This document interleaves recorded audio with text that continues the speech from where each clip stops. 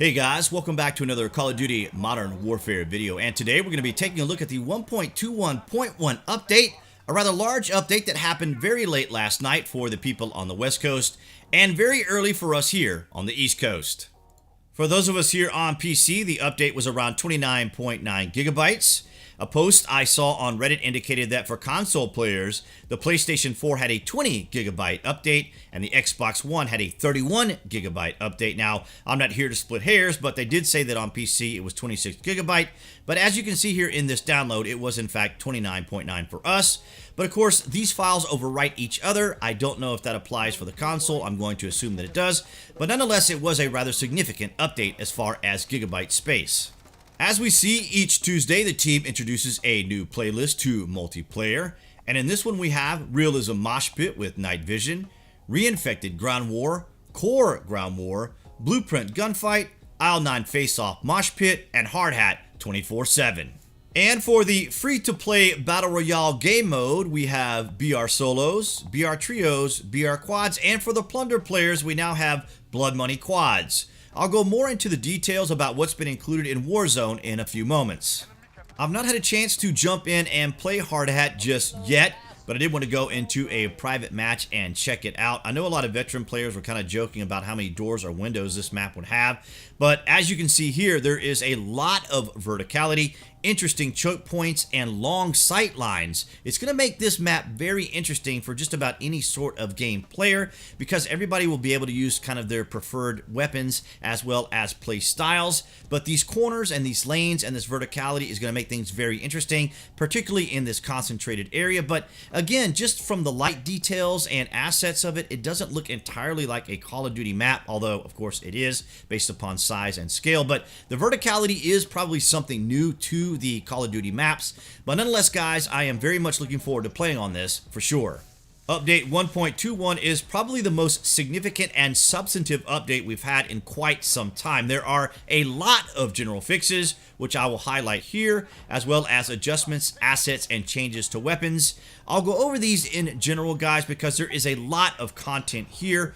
I will give you a link below this video if you guys want to see the detail by detail, but for the most part, I'm just going to highlight some of the most important areas of the changes. For those concerned about the blueprint variants of gun game and gunfight, you can now enable it in custom match advanced options for the respective modes. The team fixed a bug where on occasion your selected operator would not appear in the squad walk. Not only that, you would occasionally not see your fellow squad mates either, but nonetheless, it looks like the team has addressed this once again. For those of us here on PC, the team has added a new functionality, a hold to use option that allows us to choose between a hold or a press for the interaction button or the use key.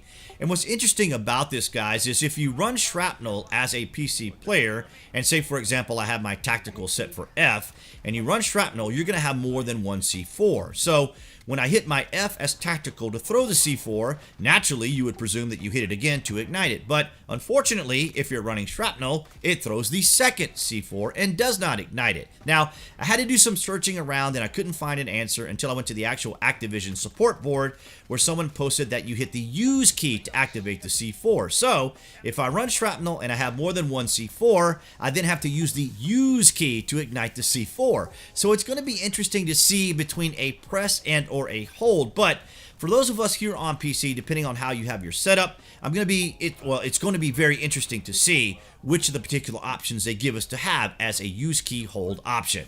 Another functionality that was added was an adjustment to the monitor distance coefficient slider option to maximum value from 2 to 5. The team is continuing to address exploits across all the maps, to include a bug where players could take the ATV out of the map on Ania Palace, as well as a fix for exploits in Hardpoint. There were a few cosmetic changes, for example, the fix for the time recap watch not displaying the time, and for the blue sky watch appearing backwards when worn. For infected fans out there who enjoy that game mode, there is now a random care package that can drop. In the quick play filter, the team has added Gun Game Reloaded. Some of the changes you'll find in Gunfight include the fire throwing knife, which will now be available in OSP mode, as well as a fix to the snapshot grenade so that it functions as intended in OSP mode. There were quite a few changes to Reinfected Ground War, but one of the most amusing to me was the fact that the team added a tutorial on how to skydive in this mode. If you've not played it lately, you can parachute in after you die, and one of the biggest questions I keep seeing in chat while we were playing was, how do you parachute in? Well, now there's a tutorial that will explain how you can do that. It would appear that the team has finally gotten around to fixing some of those pesky challenges and missions that many of us were experiencing. There was a fix for Rodion's Season 3, Objective 3 mission from not tracking properly, purchasing the armor bundle in Warzone 2 times while using Rodion as your Allegiance operator, and the most pesky of all, a fix for the Use the Dead Silence field upgrade in 3 different matches that was not tracking properly. Alright guys, so now we've come to the section of the notes where we see all of the weapons changes, and they are quite extensive. I would encourage you guys to check out Exclusive Ace's video below this video, which goes over some of the metrics, the statistics, and all the details of these particular changes. He and Drifter, as well as E. coli, they do a really great job of covering this type of material. I've not quite reached that ability to test some of these things, so I rely on their expertise and knowledge of the game, so I would encourage you to check out that link below this video. But nonetheless, what I will do is I'll go over this just in a cursory way to give you an idea of what has changed. Starting it off with the Renetti, the team has reduced the max ammo reserve, and then 2 particular changes to the MK3 burst mode. One of those is a significant hip spread increase and a small decrease to damage. This reduction in damage also applies when you run Akimbo and the MK3 burst mode. The FLA and the SCAR have had decreases in their ADS time. LMGs have lowered ammo count for reloading warning on belt-fed LMGs. They reduced the penalty for holding breath too long with sniper scopes. There was a fix for the level 34 unlock of the Renetti showing the Merc foregrip. The VLK Rogue shotgun has had an increase to its fire rate. They also increased the close damage range for the 12 gauge attachment, and they increased the damage range for the 6-inch revolt barrel attachment. The Holger 26, which is a pretty nice weapon if you ask me, has had an increase in its movement speed. They improved the ADS time and a slight recoil reduction. Some attachment changes to it. The FTAC 8.9-inch Spitfire barrel has had improved ADS time, faster movement, and reduced hipfire spread. Additionally, with the Holger, we see that the XRK ultralight barrel has had an improvement with the ADS time. We also see that the 30-round magazine has had a reduction in sprint out time, improved ADS time, faster movement, and improved hipfire spread profile. If you decide to run the Holger with the no stock option, you'll also get increased sprint out time, faster movement, reduced hipfire spread, as well as improved ADS. And then if you throw on the stippled grip tape, you get improved ADS time. So suffice it to say, these are pretty significant changes to the Holger.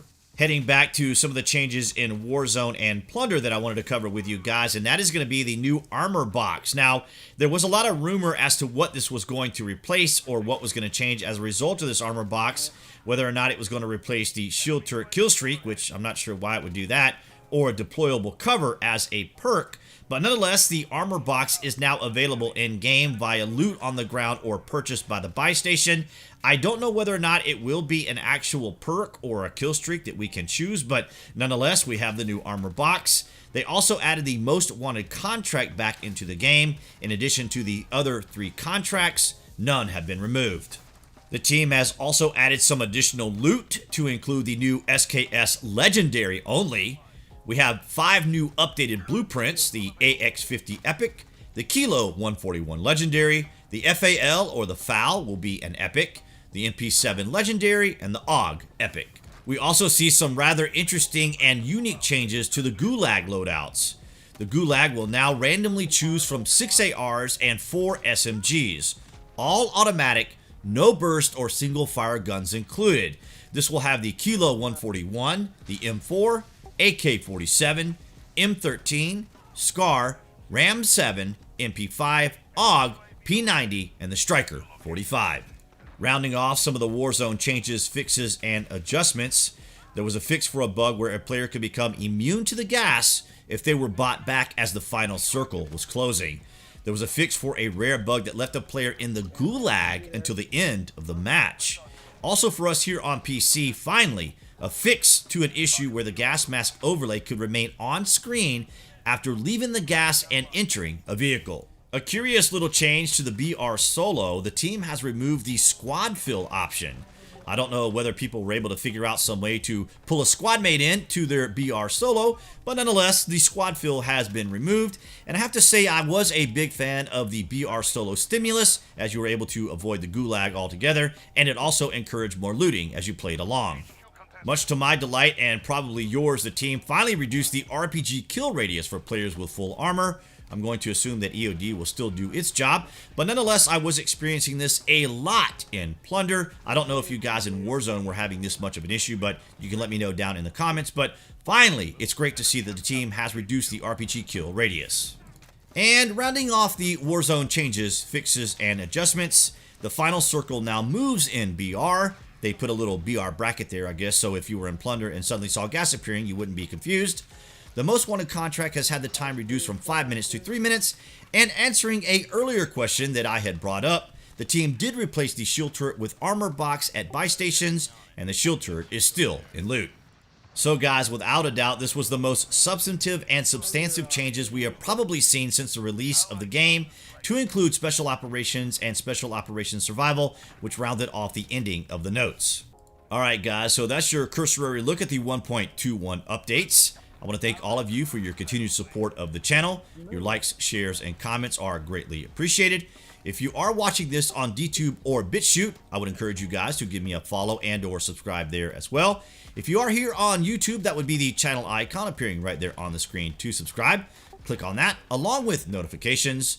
That way all of you guys will get all the latest out of Infinity Ward, Call of Duty Modern Warfare, Call of Duty Warzone, and Plunder.